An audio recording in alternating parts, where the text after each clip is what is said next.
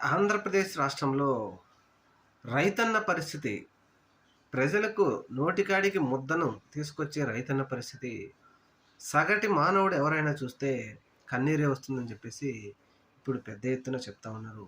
ఎందుకనంటే రైతు పండించిన పంటకు మద్దతు ధర ప్రకటించడం లేదు ఈ ప్రభుత్వం.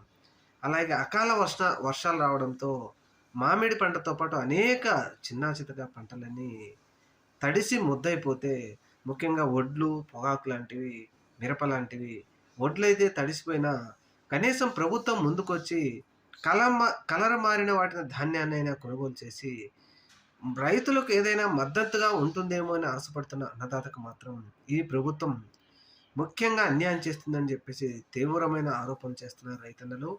ఏది ఏమైనా రైతన్న కన్నీటిలో మాత్రం నీళ్లు చూడటం అత్యంత బాధాకరం. ప్రభుత్వం ఇప్పటికైనా రైతన్నకు సహాయం చేయాలని ఖచ్చితంగా కోరుకుందాం.